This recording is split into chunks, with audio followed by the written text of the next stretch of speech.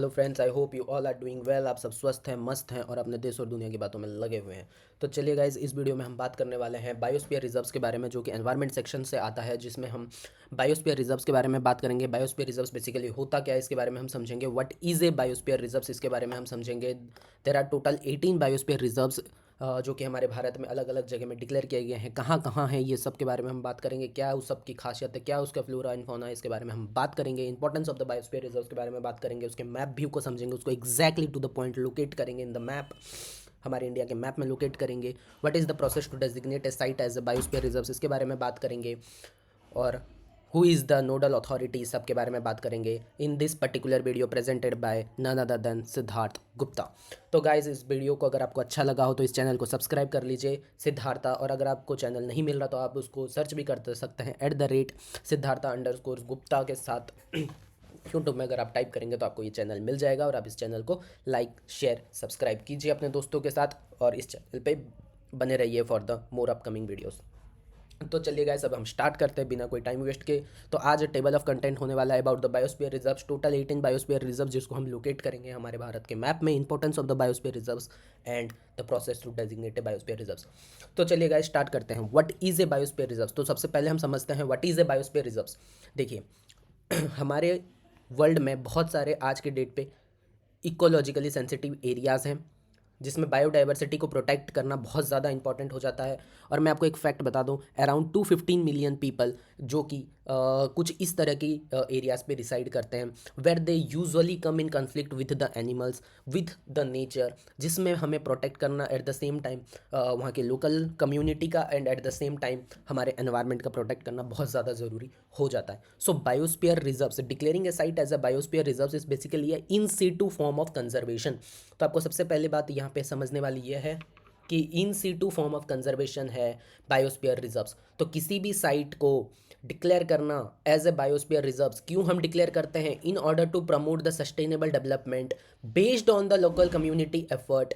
तो वो साइट कहलाती है बायोस्फीयर रिजर्व्स। बायोस्फीयर रिजर्व्स किसी भी कंट्री कोई उसकी कंट्री एस्टैब्लिश करती है and it is recognised under the UNESCO man in biosphere programme. तो आपको बेसिकली मोटा मोटा समझने वाली ये बात है, किसी एक साइट को in order to promote sustainable development using the local community efforts, hence we are declaring a site as a biosphere reserves and it is established by the country and recognized under the UNESCO man and biosphere program. The biosphere program जो हमारा start हुआ था, वो कब start हुआ था? It is started by UNESCO in the year 1971। UNESCO, let me tell you the full form of UNESCO, United Nation Educational Scientific and Cultural Organisation, जिसने start किया था in the 1971 under the man and biosphere programme to designate a area, designate a site, ecological site to a biosphere reserves. और भी बताऊंगा biosphere reserves में और क्या क्या होता है। जैसे कि मैंने आपको अभी बताया, it is an in situ form of conservation. There are learning areas for sustainable development under the diverse ecological social economic context touching the lifes of more than 250 million people को टच करता है। आज के date में हमारे पूरे विश्व में 738 डिफरेंट बायोस्फीयर रिजर्व्स हैं। There are spreaded in 134 countries including 22 transboundary sites that belongs to the world network of biosphere reserves. तो आपको ये समझने वाली बात है कि आज हमारे विश्व में कितने बायोस्फीयर रिजर्व्स हैं। दो there are total 738 biosphere reserves that are spreaded across 134 countries. तो बेसिकली बायोस्फीयर रिजर्व्स कैसे होता है, अब हमने समझ लिया कि बायोस्फीयर रिजर्व्स बेसिकली होता क्या है, किसने स्टार्ट किया था, किस ईयर में स्टार्ट किया था और आज हमारी डेट में पूरे विश्व में कितने बायोस्फीयर रिजर्व्स हैं। अब हम बात करने वाले हैं बायोस्फीयर रिजर्व्स कैसे डेजिग्नेट किया जाता है, कैसे एक एरिया को बायोस्फीयर रिजर्व्स की रिजर्व्स का टैग मिलता है। तो इसके बारे में हम बात करते हैं। किसी भी एक एरिया को विथ द सपोर्टिंग डॉक्यूमेंट्स उसकी नेशनल गवर्नमेंट डिक्लेयर नॉमिनेट करती है उसका नाम, and it remains under the sovereign jurisdictions of the state. तो यहाँ पे सबसे मेन बात आपको जानने वाली है। फॉर एग्जांपल एक ले लेते हैं, एग्जांपल के थ्रू से समझाने की कोशिश करता हूँ। फॉर एग्जांपल इंडिया में जो कि हमारी सबसे पहली बायोस्फीयर रिजर्व्स थी, जो है नीलगिरी बायोस्फीयर रिजर्व्स, ठीक है, उसके बारे में समझेंगे। लेकिन अभी मैं आपको फॉर एग्जांपल हम ये मान लेते हैं कि नीलगिरी अभी एक बायोस्फीयर रिजर्व्स नहीं है और हम उसको as a biosphere reserve declare करना चाहते हैं। तो हमारी जो नेशनल गवर्नमेंट है with the supporting documents it will nominate the Nilgiri to whom it will nominate? It will nominate for the biosphere reserves to the UNESCO. तो यूनेस्को के under में एक काउंसिल है जिसका नाम है MAB, international coordinating council, man and biosphere programme international coordinating council, MAB ICC. they will take the decision and they will forward to the director general of UNESCO, and final signatory will be the director general of UNESCO, and he will sign, and then it will be those sites will be declared as a biosphere reserves, and उसकी जो sovereign jurisdiction, उसकी सारी responsibility किसकी रहेगी, जिस state में वो belong करती है। फॉर एग्जांपल नीलगिरी, सो उसकी सारी जुरिस्डिक्शंस रहेगी इंडिया के पास। So this is the basically the process. तो मैं और थोड़ा सा इसमें डीप डाउन जाने की कोशिश करता हूँ, आपको समझाने की कोशिश करता हूँ what is the designating process and वो कहाँ पर मेंशन है। Article 5 of 1995 statutory framework of the world network of biosphere reserves बताता है, क्या बात करता है, designation process of biosphere reserves. क्या है डेजिग्नेशन प्रोसेस, वो कहाँ लिखा गया है, article 5 of the 1995 statutory framework of the world network of biosphere reserves. तो यहाँ पे ये मेंशन है आर्टिकल 5 क्या करता है, डेजिग्नेशन प्रोसेस मेंशन करता है। क्या है designation procedure to declare a site as a biosphere reserve. तो देखिए, तो this is the basically actual जो लॉ है वहाँ से मैंने लिया है। तो देखते हैं, biosphere reserves are designated for the inclusion in the network, किसके द्वारा होता है, जैसे कि मैंने आपको बताया था ICC, MAB ICC, international coordinating council of the MAB programme in accordance. क्या है प्रोसीजर, कोई भी स्टेट मैप की कमेटी के थ्रू से with the appropriate document forward करता है नॉमिनेशन ऑफ द साइट, किसको, सेक्रेटेरिएट को फॉरवर्ड करता है, और उसका क्राइटेरिया जो है वो article 4 of 1995 statutory framework of the world network of biosphere reserves में मेंशन्ड है। ठीक है, तो अब समझते हैं आगे। सेक्रेटेरिएट को नॉमिनेशन फाइल हुआ, अब सेक्रेटेरिएट क्या करता है, वेरीफाई करता है। क्या वेरीफाई करता है, content and the supporting documentation. ठीक है, Secretariat verifies the content and supporting documentation. In case of incomplete nomination, the Secretariat request for the more information. ठीक है, सेक्रेटेरिएट ने सारे डॉक्यूमेंट को वेरीफाई कर लिया। अब थर्ड स्टेज में क्या होता है, नॉमिनेशन विल बी कंसिडर्ड किसके द्वारा, advisory committee of the biosphere reserves for the recommendation to ICC. सारा कंसिडर किया जाता है एडवाइजरी कमेटी के द्वारा।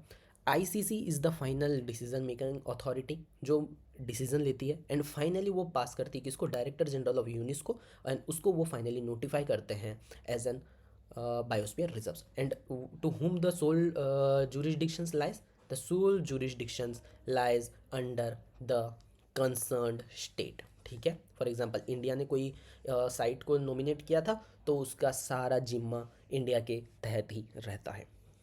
ठीक है, तो ये समझने वाली बात थी जो कि है डेजिग्नेशन प्रोसेस। अब मैं बात करता हूँ क्या है criteria to be qualified for the designation as a biosphere reserves. तो आपको इतनी डीप डाउन जाने की जरूरत नहीं है, बस एक मोटा मोटा समझने की जरूरत है। वो कहाँ पर मेंशन है, article 4 of whom, article 4 of 1995 statutory framework of world network of biosphere reserves में मेंशन है criteria for a site to be designated as a biosphere reserves. It should encompass, means those sites should encompass mosaic of ecological system representatives of major biogeographic regions including the gradation of human intervention। तो उस area में कुछ level of human intervention होना चाहिए। It should be significance for biological diversity, significant होना चाहिए for the conservation, for biological diversity conservation के लिए सिग्निफिकेंट एरिया होना चाहिए। Third criteria, it should provide an opportunity to explore and demonstrate the approaches to sustainable development on regional scale. Opportunity provide करनी चाहिए to explore and demonstrate the approaches for the sustainable development. It should have an appropriate size to serve the three functions of the biosphere reserves.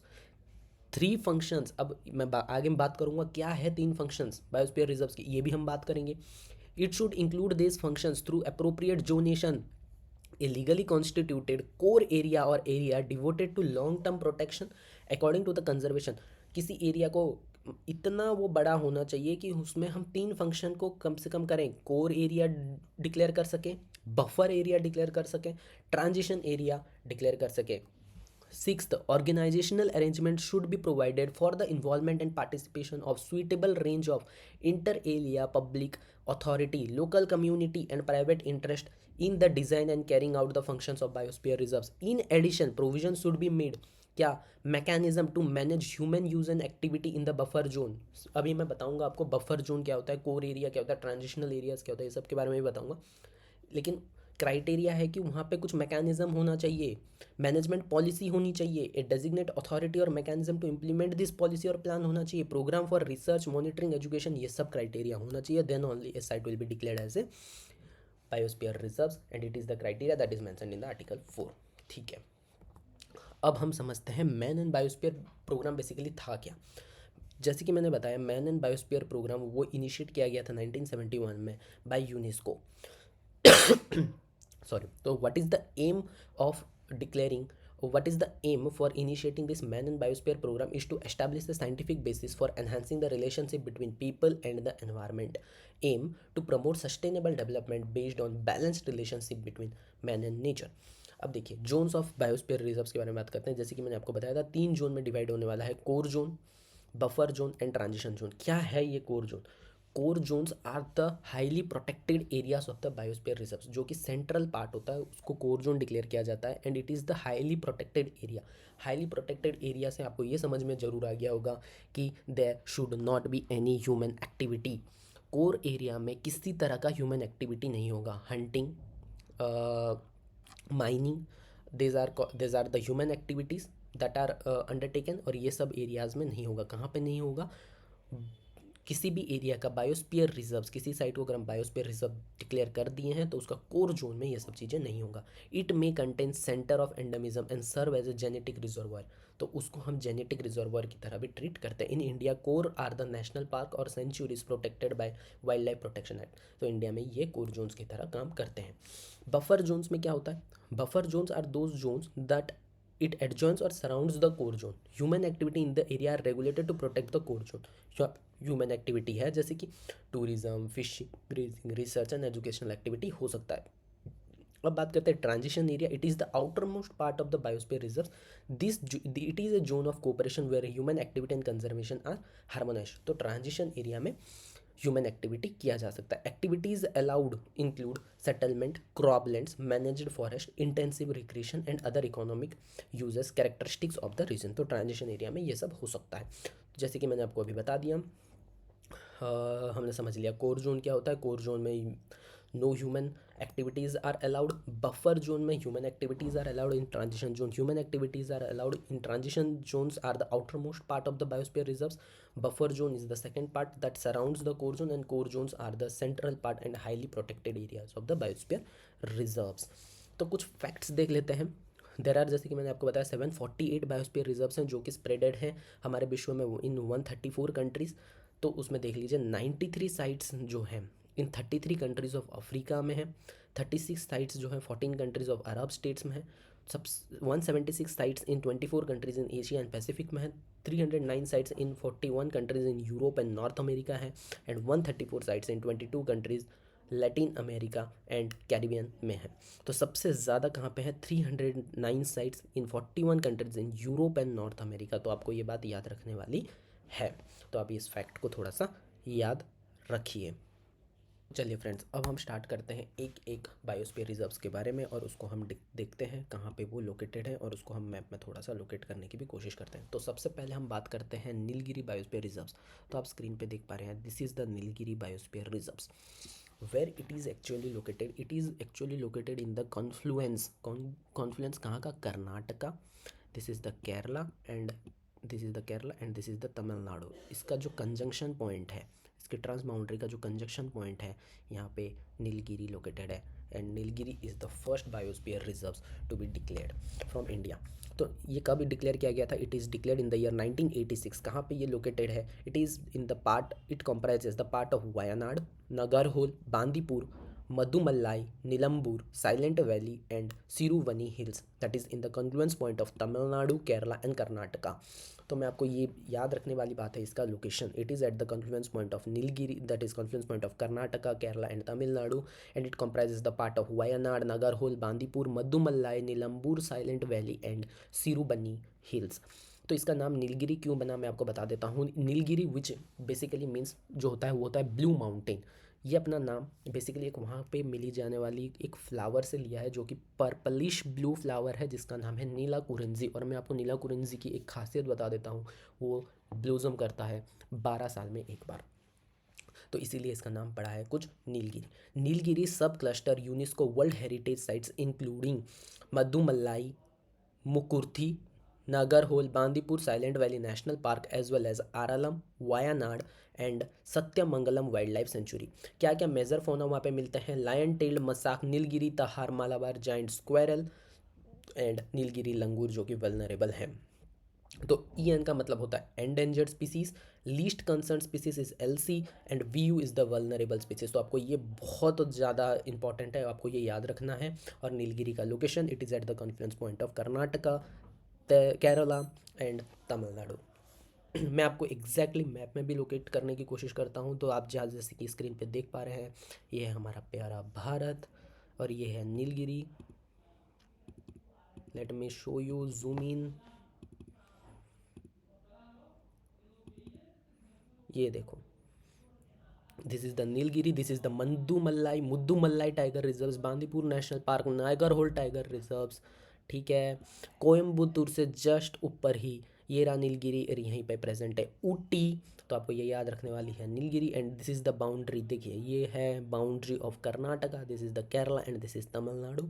So this is the Nilgiri in the Ooty regions. तो जैसे कि आपने screen पे देख पा रहे हो, Mudumalai tiger reserves, Bandipur, ये सब है। और जस्ट ये कोयम्बतूर के ऊपर है, ऊटी यहाँ पे लाए करता है। आई होप आपको इससे कुछ चीज़ें अच्छे से समझ में आ रही हैं। तो दिस इज़ द नीलगिरी। अब हम सेकेंडली बात करते हैं Agasthyamalai biosphere reserves. Agasthyamalai biosphere reserves कहाँ पर है? This is it the adjoining areas in Kerala. So this one is the Agasthyamalai biosphere reserves, Thiruvananthapuram के पास लाया होता है। In the year 2001 it is designated as a biosphere reserves. Location क्या क्या कंप्राइज करता है? Neyyar, Peppara, Shendurney wild life sanctuary in the adjoining areas of Kerala. Agasthyamalai biosphere reserves क्या क्या कंप्राइज करता है? जैसे कि मैंने आपको बताया, सिंधोरनी wild life sanctuary, पेप्पारा wild life sanctuary, नेयार wild life sanctuary, कलाकाड़ mount, मुदंतुराई tiger reserves. The reserves is a home to कन्नी tribes for both Tamil Nadu and Kerala. सो आपको यहाँ पे इंपॉर्टेंट फैक्ट ये है कि यहाँ पे कन्नी ट्राइब रिसाइड करते हैं। मेजर फोना जो यहाँ पे मिलता है नीलगिरी तहार, जो कि एंडेंजर्ड सेक्शन में है। तो यहाँ पे आप देख पा रहे हो, this one is the Agasthyamalai tiger, Agasthyamalai biosphere reserves. तो अब हम थोड़ा सा मैप में भी लोकेट करने की कोशिश करते हैं। This one is the Agasthyamalai biosphere reserve. थोड़ा सा जूम इन कर लेते हैं इसको।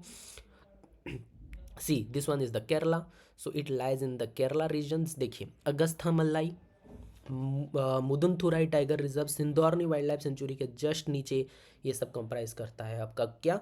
अगस्था मल्लाई। तो आप ये थोड़ा सा देख लीजिए। Thiruvananthapuram in the western side and eastern side of Thiruvananthapuram lies the Agasthyamalai biosphere reserves. तो अब हम बात करते हैं, ये था आपका दूसरा बायोस्फीयर रिजर्व्स। अब हम थर्ड बायोस्फीयर रिजर्व्स की तरफ शिफ्ट करते हैं, जो कि है gulf of Mannar. This one is the gulf of Mannar, it lies between the Tamil Nadu and Sri Lanka. तो कुछ फैक्ट्स देख लेते हैं। 1989 में ये डेजिग्नेट हुआ था as a biosphere reserves. Location Indian part of gulf of Mannar between India and Sri Lanka, India, Tamil Nadu and Sri Lanka. It lies between the west coast of Sri Lanka and southern east tip of India in the Coromandel coast region. The chain of low islands and reef known as Ram Setu Adam Bridge इसी में lie करता है, which includes Mannar Island, separates the Gulf of Mannar from Park Bay which lies in the north between Sri Lanka and India. Major fauna जो यहाँ पे मिलता है, डुंगोंग जो कि वल्नरेबल सेक्शन में है, ऑलिव रिडली टर्टल मिलते हैं जो कि वल्नरेबल सेक्शन में, etcetera. And it is the second highest in terms of area. तो आपको ये याद रखना है, गल्फ ऑफ मन्नार जो है biosphere reserve, it is second highest in terms of area. Definitely the question arises, तो पहला क्या है? तो भी मैं आने वाले इस वीडियो में बताऊंगा, देखते रहिए इस वीडियो में। तो gulf of Mannar is the second highest, 1989 में डेजिग्नेट हुआ था, lies between India and Sri Lanka. तो चलिए अब इसको थोड़ा सा मैप में हम लोकेट करने की कोशिश करते हैं।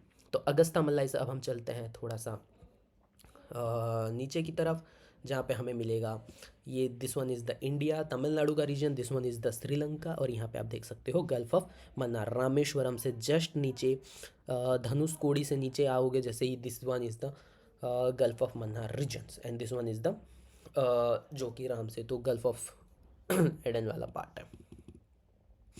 ठीक है, अब हम चलते हैं फोर्थ बायोस्फीयर रिजर्व्स में, जो कि है हमारा Seshachalam hills biosphere reserves. This one is the Seshachalam hills biosphere reserves. ठीक है, इसके कुछ फैक्ट्स देखते हैं। 2000 in the year 2010 it is designated as a biosphere reserves. Location Seshachalam hills range covering the part of Chittoor and Kadapa districts of Andhra Pradesh. Kadapa आपने बहुत बार सुना होगा। The Seshachalam hills are part of eastern Ghats south of Penna river in the southern Andhra Pradesh. क्या है? Tirupati is a major Hindu pilgrimage towns and Shri Venkateswara national parks are located in this range. क्या है? Major flora rare and endemic plant species like red sander are of great economic importance. Major reptilian fauna क्या है? Gold गिको यहाँ पे मिलते हैं जो कि least concern to endemic to Tirumala hills में। ये सब आपका फैक्ट्स है कुछ शेषाचलम हिल्स के बारे में। थोड़ा सा मैप में लोकेट करते हैं तो ये this one is the gulf of Mannar, Agasthyamalai. थोड़ा सा ऊपर चलते हैं,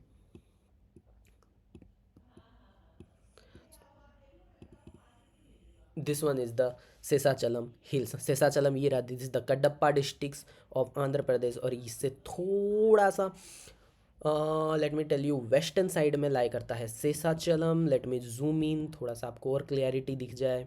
this one is the Seshachalam hills. तो आपको ये थोड़ा सा याद रखने वाली बात है। देखिए गाइस, मैं आपको मैप में लोकेट करके भी दिखा रहा हूँ फॉर योर अंडरस्टैंडिंग, तो आपको थोड़ा सा ये सब चीज़ें याद रह जाएँ इसलिए। अब हम फोर्थ बायोस्फीयर रिजर्व्स के बारे में बात करते हैं, that is the great Nicobar biosphere reserves. This one is the great Nicobar biosphere reserves. थोड़ा सा कंफ्यूज होंगे आप, देखिए this is the bay of Bengal region, this is the Andaman sea, Andaman island में ये लाई करता है। In the year 1989 it is designated as a biosphere reserves. Location southernmost island of the Andaman and Nicobar. This lies in the southernmost island of Andaman and Nicobar. Great Nicobar biosphere reserves जो comprise करता है यह the Campbell bay national park and Galathea national park. Vegetation जो वहाँ पे मिलते हैं यह है tropical wet evergreen forest. Major fauna जो वहाँ पे मिलता है डुंगोंग जो कि वल्नरेबल सेक्शन में है। शॉल्ट वाटर क्रोकोडाइल्स मिलते हैं। And India's southern most biosphere reserves है। क्या है? Great Nicobar biosphere reserves.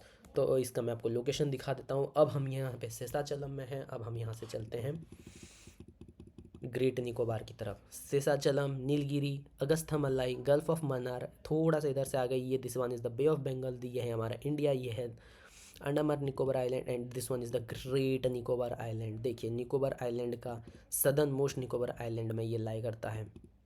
थोड़ा सा let me zoom in for your clarity. See this one is the great Nicobar island जहाँ पे ये लाई करता है। ये this one is the Campbell national park, तो यहाँ पे ये मिलता है। ठीक है, देखिए Campbell national park lies the great Nicobar biosphere reserves. ठीक है, जो कि 1989 में हुआ था, सदर्न मोस्ट पॉइंट में लाई करता है। This one is the fifth. अब हम सिक्स्थ बायोस्फीयर रिजर्व्स में चलते हैं, the great Rann of Kutch biosphere reserve. This one is the great Rann of Kutch जो कि गुजरात में लाई करता है। In the year 2008 it is designated as a biosphere reserve. Location part of the Kutch, Rajkot, Surendra Nagar and Patan civil districts of Gujarat state ये सब lie करता है। The great Rann of Kutch is a salt marsh in the Thar desert. Thar desert में लाइट करता है, salt Marsh area है। क्या क्या कंप्राइज करता है? Kutch desert sanctuary in the great Rann of Kutch region, wild ass sanctuary in little Rann of Kutch region, Narayan Sarovar sanctuary, Kutch bustard sanctuary and Banni grassland reserves को लाए कंप्राइज करता है ये क्या? The great Rann of Kutch biosphere reserves. The major fauna क्या क्या वहाँ पे मिलते हैं? ग्रेट इंडियन बस्टर्ड्स मिलते हैं, वाइल्ड एस मिलते हैं। ठीक है, largest in terms of area, तो आपको ये याद रखना है the great Rann of Kutch biosphere reserves is the largest in terms of area, approximately 12,454 square kilometre का ये बायोस्फीयर रिजर्व्स है and it is largest in terms of area in India. तो आपको बता दूं largest in terms of area क्या है? The great Rann of Kutch approximately 12,554 square kilometre. थोड़ा सा हम इसको मैप में लोकेट करते हैं। This one is the great Nicobar island. Let me zoom out, let me move towards the north. See this one is the great Kutch biosphere reserve. Bhuj, दिशी भुज से कुछ ऊपर की एरिया में है। This one is the Dholavira site. ठीक है,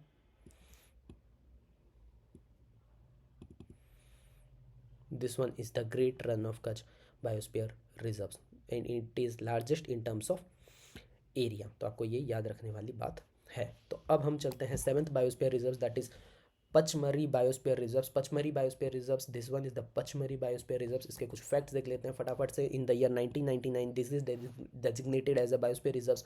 location part of Betul, Hoshangabad, Chhindwara districts of Madhya Pradesh में लाई करता है। Pachmarhi biosphere reserve Satpura national park, Bori wild life sanctuary and Pachmarhi wild life sanctuary इसको लाई करता है in the centre of Satpura range. The highest peak is the Dhupgarh, इसकी highest peak है। Gonds are the major tribes that resides. Fauna क्या क्या मिलते हैं? Tiger, gaur, Indian giant flying squirrels least concern category में ये यहाँ पे मिलते हैं। थोड़ा सा जूम आउट करके अब हम इसे मैप में लोकेट करते हैं। This one is the पचमरी।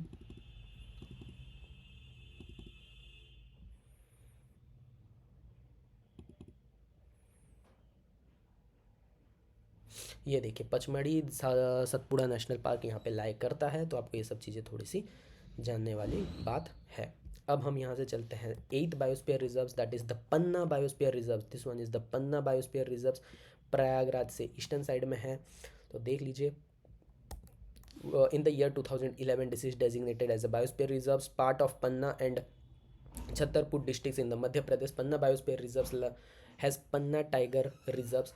Fauna क्या क्या मिलते हैं? टाइगर, एंडेंजर्ड स्पीसीज में chital, least concern, chinkara, list concert and sambar vulnerable sectors में। And it is the last biosphere reserve to be the given the sites status और एज ए बायोस्फीयर रिजर्व। थोड़ा सा map में लोकेट करते हैं, तो अब हम चलते हैं पचमरी से पन्ना की ओर। Let me zoom out. See this one is the Panna, Chhatarpur देख सकते हो आप, रेवा। लेट मी जूम इन।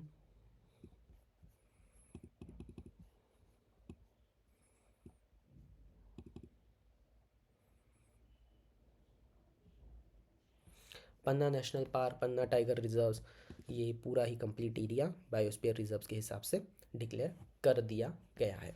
ठीक है, अब हम चलते हैं 9th biosphere reserves, that is अचानक मारा Amarkantak biosphere reserve. This one is the अचानक मारा Amarkantak biosphere reserves lies in the Chhattisgarh region. In the year 2005 this is designated as a biosphere reserves. Locations covers the part of Anupur, Dindori districts of Madhya Pradesh and part of Bilaspur districts of Chhattisgarh state. It extends across the states of Madhya Pradesh and Chhattisgarh. Maikal Hills together with eastern Vindhyas and Satpura lies within the regions. क्या क्या major फोना मिलते हैं? 4 horned antelopes, ठीक है, और Indian wild dogs यहाँ पे वल्नरेबल सेक्शंस पे मिलते हैं। चलिए मैप में थोड़ा सा लोकेट कर लेते हैं। Let me zoom out. अब हम पन्ना से चलते हैं।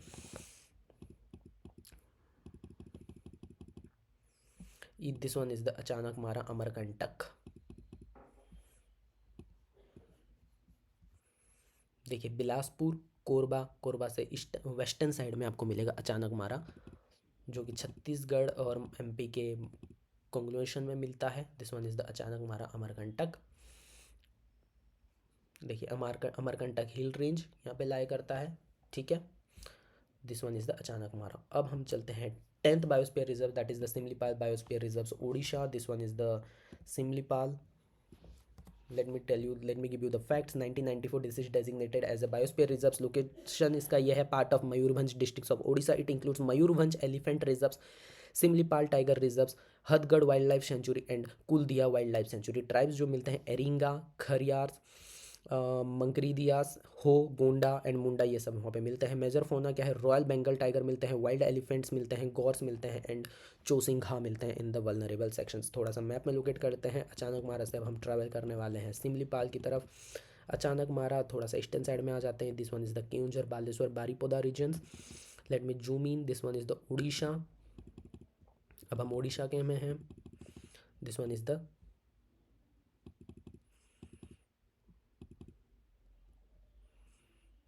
this one is the Kuldiya reserves forest wildlife sanctuary, Salandi, and this one is the Simlipal। ठीक है, अब हम चलते हैं 11th biosphere reserve, that is the Sundarban biosphere reserve. ये रहा, जो कि वेस्ट बंगाल में लाई करता है।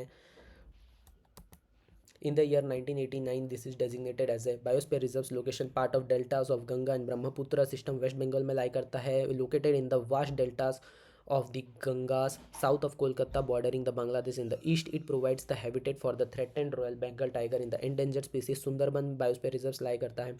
comprises of Sundarban national park, Sajnekhali wild life sanctuary, Lothian wild life sanctuary and Haliday wild life sanctuary. थोड़ा सा इसको मैप में लोकेट करने की अब हम कोशिश करते हैं। अब हम चलते हैं सिमलीपाल से सुंदरबन की तरफ। अब हम एंटर कर गए हैं कोलकाता में। This one is the Sundarban, Sundarban national park. Late me zoom in. This one is the Sundarban जो कि डेल्टा में लाई करता है। ठीक है, अब हम चलते हैं next biosphere reserves that is कांगचेंडगोंगा।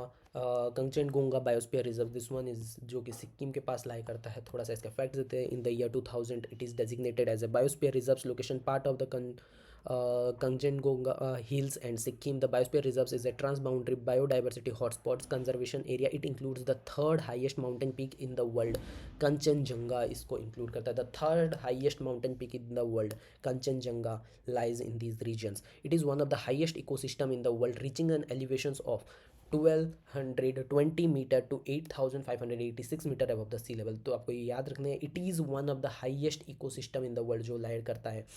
The Kangchenjunga National Park, which comprises the core area of KBR, was inscribed as India's first mix world heritage site. क्या क्या फौना वहाँ पे मिलते हैं? Red panda, snow leopard, Musk Dir, great Tibetan sheep, ये सब वहाँ पे मिलते हैं। अब हम बात करते हैं नॉकरेक के बारे में। Nokrek biosphere reserve, this one is the Nokrek biosphere reserves. इसके कुछ फैक्ट्स। 1988 में this is designated as a biosphere reserves location part of the Garo hills in the Meghalaya regions में लाई करता है नॉकरेक, जिसका एक्चुअल है 1412 metre is the highest peak of the Garo hills. Vegetation evergreen, semi evergreen and deciduous forest वहाँ पे मिलते हैं। Fauna जो वहाँ पे मिलती है वो है red panda in the endangered species, hoolock gibbons मिलते हैं, रेड जाइंट, फ्लाइंग स्क्वेरल्स, ये सब वहाँ पे मिलते हैं। थोड़ा सा हम इस सबको अब मैप में लोकेट करते हैं। अब हम सुंदरबन से चलते हैं हमारा थोड़ा सा नॉर्थ की तरफ। दिस वन इज़ द कांगजेंडगोंगा जो कि सिक्किम के पास लाई करता है। ठीक है, उसी के साउथ में आपको मिलेगा Nokrek. This one is the Nokrek, Meghalaya regions में। ठीक है, अब हम अभी बात करते हैं Manas biosphere reserves. Manas biosphere reserves in 1989 this is designated as a biosphere reserves location part of Kokrajhar, Bongaigaon, Barpeta, Nalbari, Kamrup and Darrang districts in Assam. Manas biosphere reserves comprises Manas National Park. It is a contiguous with the Royal Manas National Park in Bhutan. Manas is famous for its population of the wild water buffalo in the endangered species। तो आपको ये याद रखने वाली बात है। और एक बात मैं आपको यहाँ पे बता दूँ, पिग्मी हॉग यहाँ पे मिलते हैं। यहाँ पे राइनोसरस री इंट्रोड्यूस किया गया था in the year 2007। Elephant and Bengal floricans यहाँ पे भी मिलते हैं। तो मानस बायोस्फीयर रिजर्व थोड़ा सा मैप में लोकेट करते हैं फ्रॉम नॉकरेक। अब हम थोड़ा सा ट्रैवल करते हैं नॉर्थ की तरफ। This one is the Manas biosphere reserves. Late me zoom इन। देखिए ये है मानस बायोस्फीयर रिजर्व्स। तो आपको थोड़ा सा यहाँ पे ये याद रखना पड़ेगा मानस बायोस्फीयर रिजर्व्स के बारे में। अब हम बात करते हैं 15th biosphere reserve that is Dihang Dibang biosphere reserves. This one is the Dihang Dibang biosphere reserves. कहाँ पे लाई करता है? In 1998 this is designated as a biosphere reserves location part of Siang and Dibang valley in Arunachal Pradesh में ये लाई करता है। Mouling national park, Dibang wild life sanctuary are located fully और partly within the biosphere reserves. The terrain is rugged with an altitudinal range of 750 to 3000 meter at the highest point, the Mauling Peak। क्या क्या मिलते हैं? टकीन्स मिलते हैं and red panda यहाँ पे मिलते हैं। कहाँ पे? दिहांग दिवांग बायोस्फीयर रिजर्व जो कि अरुणाचल प्रदेश में लाइक करता है। Let me zoom out Manas biosphere reserve से। अब हम चलते हैं, this one is the Dihang Dibang जो कि अरुणाचल प्रदेश में लाई करता है। Let me zoom in. This one is the Dibang wild life sanctuary, जैसे कि आप स्क्रीन पे देख पा रहे हैं। This one is the Dibang wild life sanctuary, Mouling national park, और ये रहा आपका दिहांग दिवांग बायोस्फीयर रिजर्व्स। तो आपको लगेगा कि बहुत दूर दूर है, नहीं, they all are designated under the biosphere reserves. अब हम बात करते हैं 16th biosphere reserves that is the Dibru Saikhowa biosphere reserves. This one is the Dibru Saikhowa biosphere reserves जो कि साउथ ऑफ दिहांग दिवांग में लाई करता है। तो थोड़ा सा इसके फैक्ट्स देख लेते हैं। In the year 1997 this is designated as a biosphere reserves location part of Dibrugarh and Tinsukia districts in Assam में लाई करता है। दिब्रू साइखोवा बायोस्फीयर रिजर्व्स क्या क्या कंप्राइज करता है? Dibru Saikhowa national park, Bengal tiger, clouded leopard, Gangetic dolphins यहाँ पे पाए जाते हैं। तो थोड़ा सा आप यहाँ पे मैप पे फोकस कर लीजिए। This one is the Khangchendzonga, Sikkim में। थोड़ा सा अगर आप इसके साउथ में आएंगे तो आपको मिलेगा नॉकरेक, देन लाई करता है मानस। अगर आपको लेफ़्ट टू राइट या वेस्ट टू ईस्ट में अरेंज करना पड़े तो आप थोड़ा सा देख लीजिए। Khangchendzonga, Nokrek, Manas, then lies the Dihang Dibang and then Dibru Saikhowa. थोड़ा सा मैप में लोकेट करते हैं, चलते हैं साउथ से दिहांग दिवांग से। This one is the Dibru Saikhowa, Tinsukia districts में लाई करता है। देख लीजिए ये है Tinsukia districts, this one is the Tinsukia districts. उसका नॉर्थ में लाई करता है Dibru Saikhowa wild life Dibru Saikhowa biosphere reserves. अब हम बात करते हैं 17th बायोस्फीयर रिजर्व जो कि है हमारा Nanda Devi biosphere reserve. This one is the Nanda Devi biosphere reserve जो कि उत्तराखंड में लाई करता है। Basic facts 1988 this is designated as a biosphere reserve part of Chamoli, Pithoragarh, Bageshwar districts of Uttarakhand. Nanda Devi biosphere reserve comprises of Nanda Devi national park and valley of flowers national park. Snow leopard, musk deer और blue sheep यहाँ पे मिलते हैं Nanda Devi biosphere reserves में। चलते हैं biosphere reserves Nanda Devi की तरफ। अब हम चलेंगे थोड़ा सा वेस्टर्न साइड दिब्रू साइखोवा से। This one is the Nanda Devi biosphere reserve जो कि उत्तराखंड में लाया करता है। Let me zoom in, see this one is the Nanda Devi. Nanda Devi Trishula से थोड़ा सा ऊपर जो कि उत्तराखंड में लाए करता है। अब हम चलते हैं लास्ट बायोस्फीयर रिजर्व जो कि है कोल्ड डेजर्ट बायोस्फीयर रिजर्व। जो ये this one is the cold desert biosphere reserve जो कि हिमाचल में लाई करता है। देख लीजिए in the year 2009 this is designated as a biosphere reserve location Pin valley national park surrounding Chandratal Sarchu Kibber wild life sanctuary in the Himachal Pradesh. It includes the Pin valley national park, Chandratal, Sarchu and Kibber wild life sanctuary, snow leopard, Himalayan ibex, ये सब मिलते हैं। India's northern most biosphere reserves है। तो India southern most biosphere reserves मैंने आपको बताया था great Nicobar biosphere reserves and India's northern biosphere reserves that is the cold desert biosphere reserves. तो आपको कमेंट सेक्शन में बताना है which one is the eastern most biosphere reserves of India and which one is the western most biosphere reserves of India. ये भी आपको comment section में मुझे बताना है। थोड़ा सा मैप में लोकेट कर लेते हैं। थोड़ा सा नॉर्थ ऑफ हम चलते हैं नंदा देवी, थोड़ा सा नॉर्थ ऑफ नंदा देवी चलते हैं। Let me zoom out. This one देखिए great Himalayan national park, this one is the cold desert, this one is the cold desert national park which is India's northern most national park. थोड़ा सा मैं आपको तो ये बात हुआ India's northern most national park. मैंने आपको great Nicobar the southernmost. अब आप मुझे बताएंगे easternmost and westernmost national biosphere reserves of India in the comment section. So this one is the whole biosphere reserves मैंने आपको locate कर दिया है। This one is the cold desert biosphere reserve, this one is the Nanda Devi biosphere reserve, Kangchenjunga biosphere reserves, this one is the Nokrek Manas biosphere reserves, this one is the Dihang Dibang, then Dibru Saikhowa. थोड़ा सा south में आते हैं तो हम कोलकाता में वेस्ट बंगाल में हमें मिलेगा सुंदरबन बायोस्फीयर रिजर्व्स, उड़ीसा में सिमलीपाल, छत्तीसगढ़ में Achanakmar Amarkantak biosphere reserves, Madhya Pradesh में लाई करता है Pachmarhi and Panna biosphere reserves, Gujarat में लाई करता है the great Kutch biosphere reserves which is largest in terms of area, Seshachalam hills जो कि आंध्र प्रदेश में मिल जाएगा, and then the Nilgiri then confluence point of Karnataka, Kerala and Tamil Nadu, Agasthyamalai जो कि केरला में है, gulf of Mannar lies between Tamil Nadu and Sri Lanka and the great Nicobar in the southern most point of Andaman and Nicobar island. This one is the 18 biosphere reserve जिसको हमने मैप में locate किया था। मैं आपको एक ओवरऑल मैप में भी दिखाने की कोशिश करता हूँ। Late me zoom out.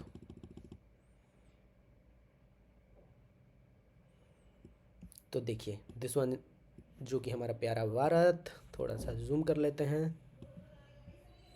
This one is the great Nicobar, gulf of Mannar, Agasthyamalai, Nilgiri, Seshachalam, the great Kutch, Pachmarhi, Achanakmar Amarkantak, Panna, Simlipal, Sundarban, Nokrek, Kangchenjunga, Manas, Dibru Saikhowa, Dihang Dibang, this one is the Nanda Devi and this one is the cold desert northernmost, great Nicobar southernmost. अब मेरे को बताओगे कौन सा है ईस्टर्न मोस्ट एंड कौन सा है वेस्टर्न मोस्ट।